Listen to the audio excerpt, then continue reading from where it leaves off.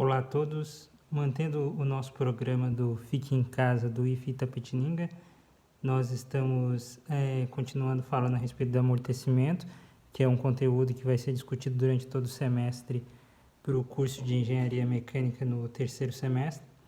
E no vídeo anterior a gente falou a respeito do amortecimento, a primeira parte, onde nós discutimos o que acontece quando um fluido tem um corpo percorrendo ele.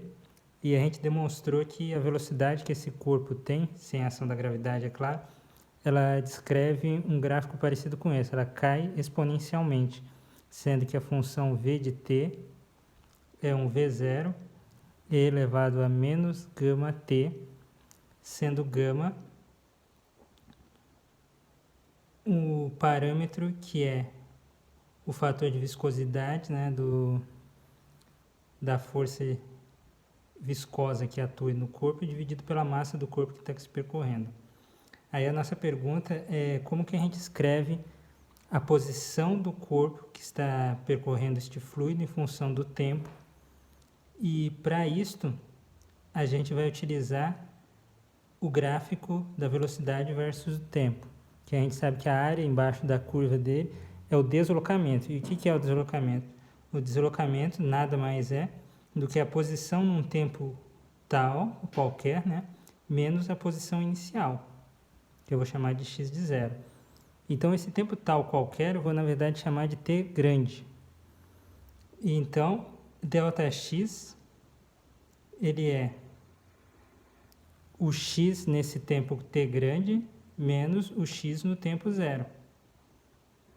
Bom, este gráfico aqui nos diz que esta área vai ser igual a esse ΔX. Então, isso aqui vai ser igual, eu vou chamar a área de S.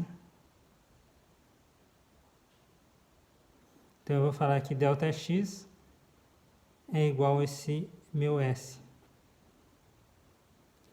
Bom, agora como que a gente vai escrever esse S? Esse S a gente pode escrevê-lo fazendo de duas maneiras. Ou a gente usa a integral, que não é o que a gente vai usar aqui, porque vocês ainda estão nessa fase onde nós estamos aprendendo a usar os sistemas integrais, né? Ou a gente vai pela uma coisa que alguns matemáticos gostam de chamar de soma de Riemann, ou simplesmente a soma de quadrados. E para isso eu vou exemplificar para vocês da seguinte maneira: eu vou refazer aquele desenho e vou ampliá-lo um pouquinho mais. Imagine que você tem o gráfico sendo composto da seguinte maneira: tem a curva, aqui é o eixo da velocidade, aqui é a posição, é a velocidade inicial v0 e aí ela vai caindo. É como se eu dividisse ele em pequenos, até que imagine que aqui é o ponto T, né? T grande. Se eu dividir todo esse percurso em vários quadrados, eu tenho um ponto T, um tempo TI qualquer, onde eu vou ter um retângulo aqui. E esse retângulo, ele tem a seguinte área. A área deste retângulo vai ser a velocidade I no tempo TI, que é a velocidade que está aqui, a velocidade I. Essa área, aproximadamente, né, eu vou colocar área é VI vezes um ΔX que vamos estabelecer aqui, que é esse percurso, perdão, um ΔT, que é um intervalo de tempo. Mas vamos dividir em vários pedaços, então eu vou falar que é um ΔTI. Então, a área total S vai ser quem? A área total S será a somatória de todas essas pequenas áreas Is que existem. Então, S vai ser a somatória de I igual a 1 até N, de V de I, ΔTI. E agora você vai me perguntar quem é N? N é o número que eu vou dividir o intervalo de 0 até t. Então, eu vou dividi-lo em pedaços ΔTI. Então, para eu descobrir N, eu vou fazer simplesmente T dividido pelo ΔTI. Dito isso, você já deve estar entendendo que a gente vai somar várias vezes, isso é uma aproximação, né? Então, por isso que eu vou ter que dizer que isso aqui é aproximadamente a soma. E aí eu vou ter que tomar alguns cuidados adicionais com essa soma, que agora é a etapa que a gente vai vir analisar. Talvez alguns passos você não se lembre muito bem, mas eu vou sempre tentar evocá-los. Outros eu vou assumir que você já ouviu em alguma vez na sua vida do ensino médio. Bom, então, dando continuidade, vamos escrever essa área S de uma maneira diferente.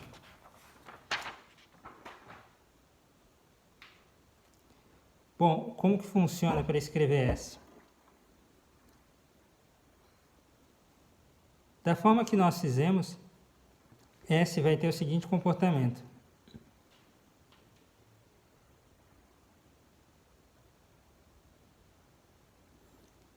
Como ela é uma somatória e a gente sabe que essa somatória de V de I, de delta TI, de I igual a 1 até N, a gente vai lembrar que V é um V0 vezes exponencial de menos gama T. Só que se eu falar o T de I, esse VI aqui vai ser equivalente a esse V de T de I. Então aqui vai ser gama TI. E aí vamos reescrever novamente essa somatória. Essa somatória, como V0 é uma constante, ele está sempre multiplicando, eu posso colocar ela em evidência. Ela é V0 vezes a somatória de igual a 1 até N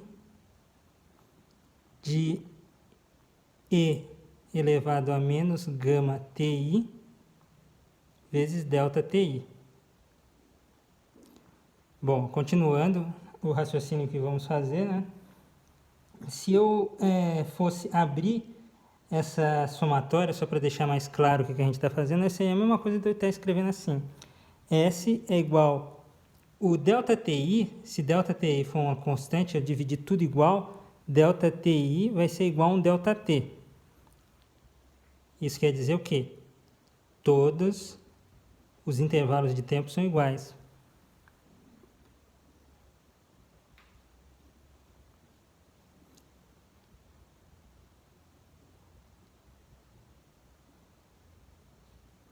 Eu poderia usar outra forma, mas aí a maneira de cálculo seria um pouquinho, ou melhor, bem pior. Então, se eu falar isso, eu já vou saber que S vai ter o seguinte formato. Eu posso colocar o ΔT em evidência. Eu vou abrir aqui. E também, acho que é melhor a gente reescrever aqui embaixo. S vai ser igual a um V0, ΔT. Agora a gente abre um colchetes explicando todo o processo que vai ter lá embaixo. Vai ter um E elevado a gama T1, que é o primeiro, que a gente vai de I do 1 até o N, mais, o sinal negativo, E elevado a menos gama T2, mais, e aí eu vou fazendo sucessivamente até o último T, que é E elevado a menos gama Tn. Certo? Isso que é a maneira explícita completa da nossa somatória. E aí vamos ter que tomar alguns cuidados com essa soma. E vamos continuar fazendo o processo. O cuidado que a gente vai tomar, na verdade, é pensar no seguinte, né? Qual que é a relação que tem entre os instantes T1, T2, T3 até Tn? Eu sei que o T2 ele é o T1 mais o intervalo ΔT, que é uma constante. E o T3 é o T2 mais o ΔT. Logo, o T3 vai ser T1 mais 2 ΔT. Então, você vê que de 3, você vai ter que fazer 3 menos 1 vezes ΔT mais o T1. Então, dessa maneira, para Tn, eu vou ter T1 mais N menos 1 ΔT. Só lembrando de novo, que talvez você já deve estar esquecendo porque que a gente está fazendo isso, queremos descrever a posição de um corpo que percorre um fluido que oferece resistência viscosa através do tempo. Essa que é a nossa ideia. Então agora, escrevendo, usando essa expressão para colocar aqui, a gente vai chegar a uma coisa bem interessante, que vai facilitar muito o nosso cálculo. V0 ΔT é igual a e elevado a menos gama 1, que é o primeiro termo, né? Mais e elevado a menos gama 1 mais gama ΔT. Esse aqui é o T2, equivalente a esse. Mais e elevado a menos gama T1 mais N menos 1 vezes o ΔT. Bom, aqui a gente chegou num ponto interessante, né? Uma propriedade que a gente tem da exponenciação é que e elevado a um a mais b é a mesma coisa de e elevado a a vezes e elevado a b. Então a gente vai usar essa propriedade aqui. Então V0 ΔT vezes e elevado a menos gama T1. Isso aqui vai ser 1. E aí todos os outros termos têm gama T1 também. Então a gente vai substituir e percebemos que é menos gama ΔT mais até o enésimo termo, que vai ser e elevado a menos, que é o último termo que a gente teria aqui, gama N menos 1 vezes ΔT.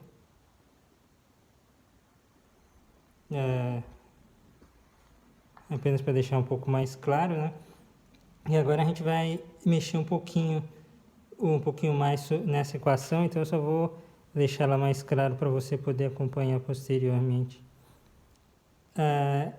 Essa somatória, apesar de a princípio ser um pouco assustadora, ela é facilmente resolvida. E para isso a gente vai lembrar um pouquinho que ela está com cara. Existem duas coisas que você aprendeu no ensino fundamental, que era a progressão aritmética e a progressão geométrica. Você só tem que tentar lembrar qual das duas é que nós estamos tratando aqui. Então, eu vou lembrar para você algumas delas antes da gente dar a continuidade. Uma progressão aritmética simples, uma PA como é chamada, ela é A1 mais A2 mais A3 sucessivamente, e tem uma forma de recorrência entre o AN, que é igual ao A1, o AN menos 1, mais a razão que existe entre elas. E a PG, ao invés de ser uma soma, ela é uma multiplicação. É a mesma coisa, a soma das partes, A1 mais A2 mais A3, por isso que a gente usa a expressão S, né, a soma das partes. Só que ao invés de você ter uma forma de recorrência desse tipo, a n é igual a n menos 1 vezes Q, sendo Q a razão. É a razão da PG.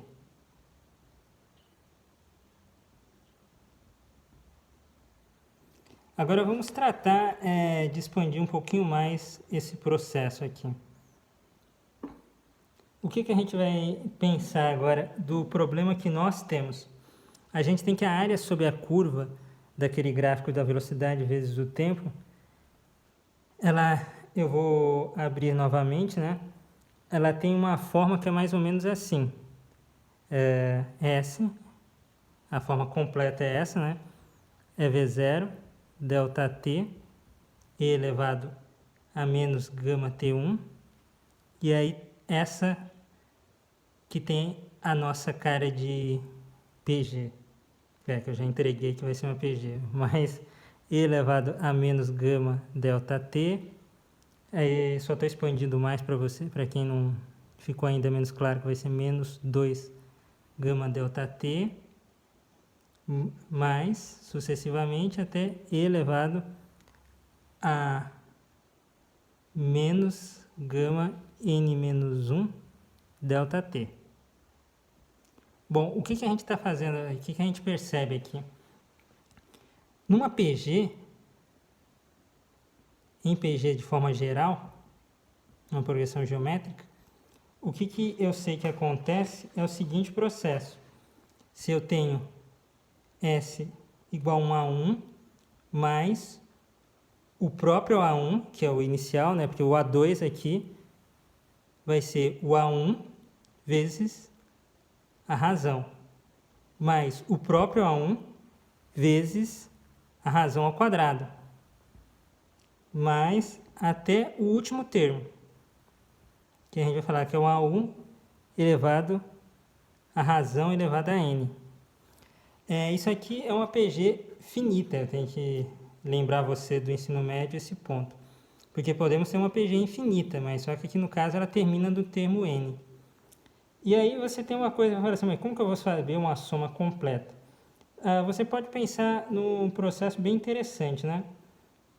Olhando desse jeito, se você multiplicar simplesmente essa mesma soma pela razão mais uma vez, isso aqui vai virar A1 vezes Q mais A1Q quadrado mais A1 Q ao cubo mais sucessivamente até A1 Q elevado a n mais 1. Bom, aí você consegue uma coisa bem interessante, né? Se você subtrair S menos o SQ, ou QS, como você quiser, como está subtraindo, esse vai cancelar com esse, este cancela com este cancela com esse, e vai ter o termo cubo aqui que vai cancelar também.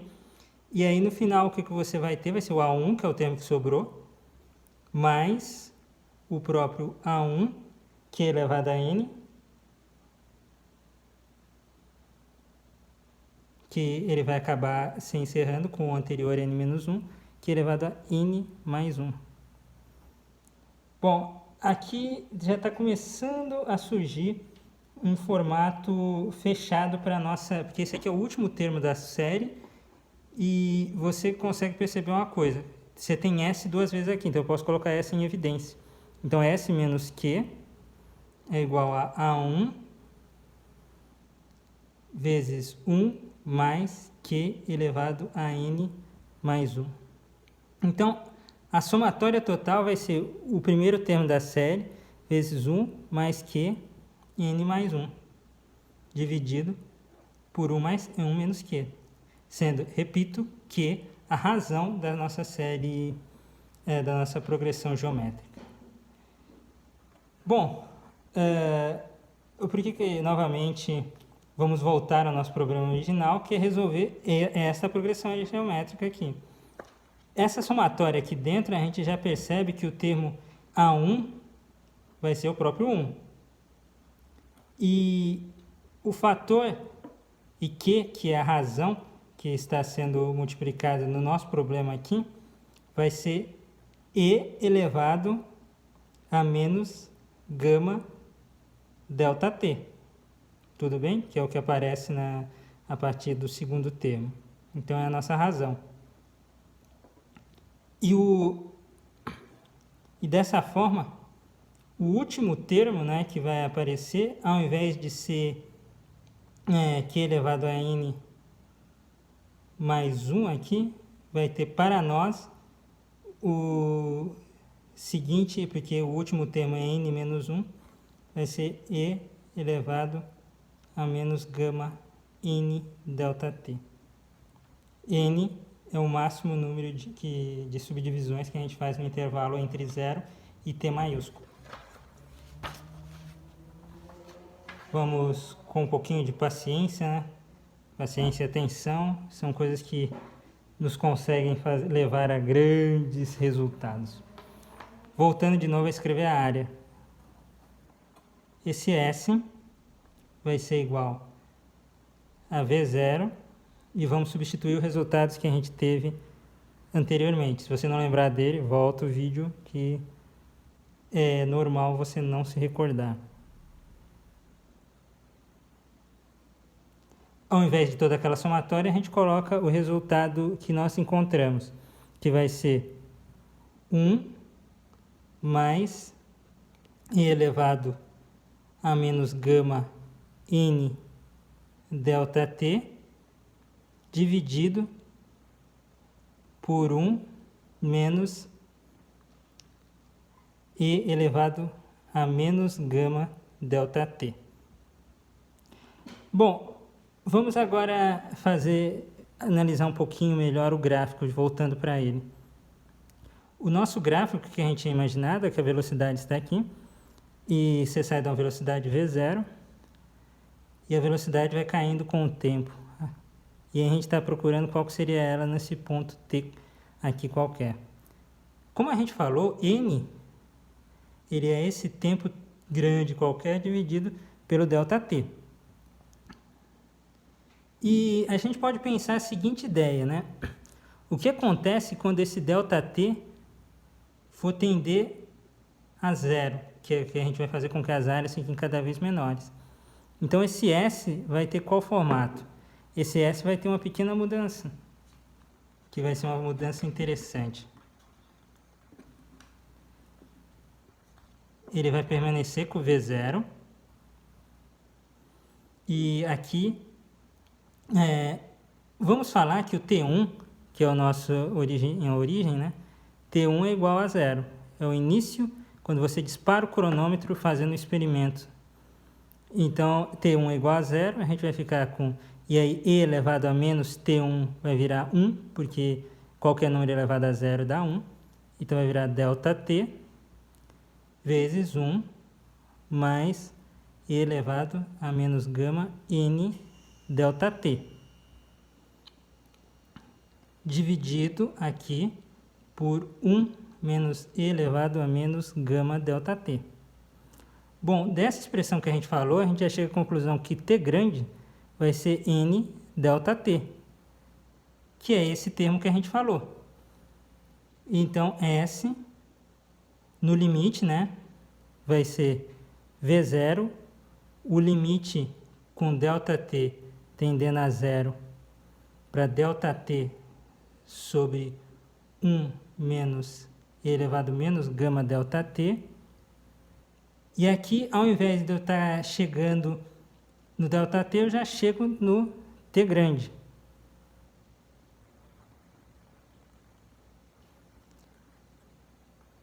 E aí, quando o ΔT chega a zero, aqui em cima vai dar zero. 1 menos E elevado a menos gama ΔT tende a virar 1 menos E elevado a zero, que é 1. Então, você vai ter 1 menos 1 dá 0, 0 sobre 0, é uma singularidade.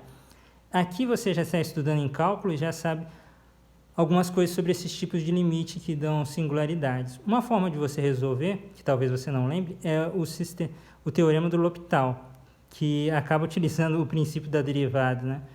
Então, eu derivo com relação ao termo que está chegando em zero, em cima e embaixo. Como você já sabe que derivada de E elevado a menos gama ΔT é ela mesma, né?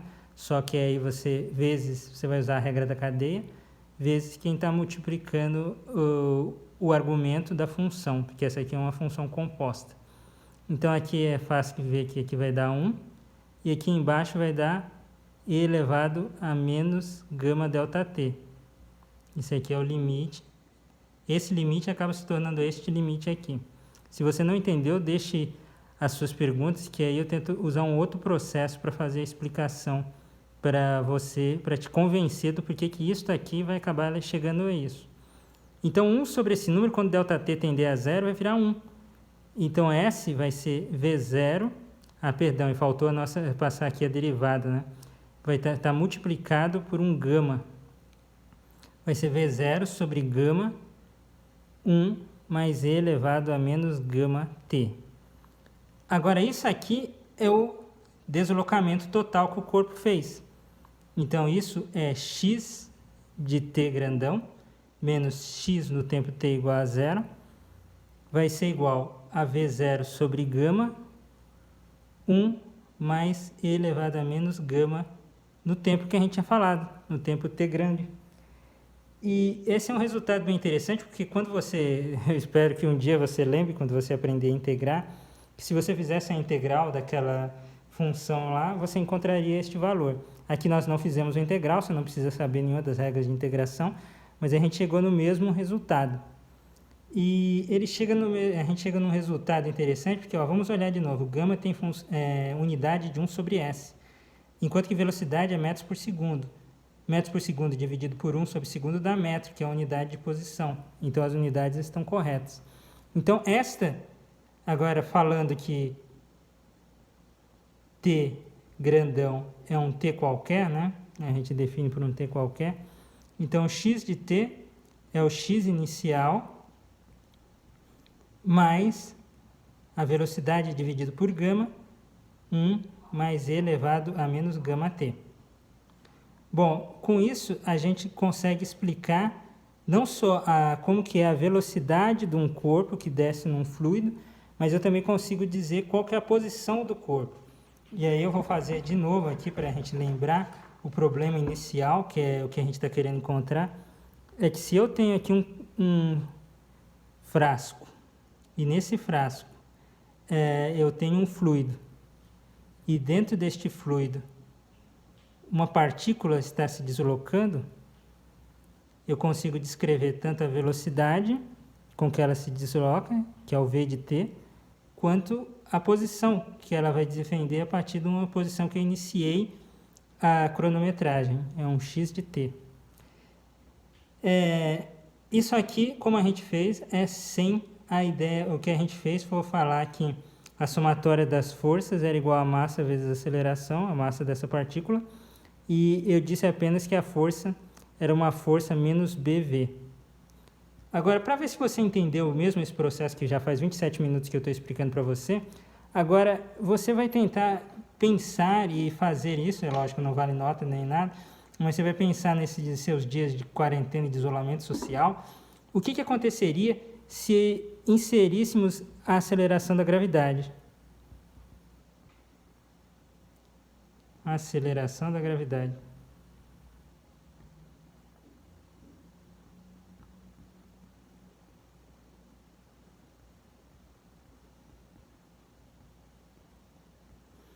Bom, você ia pensar que as forças, além dessa força que é contrária, porque a força é FB, né?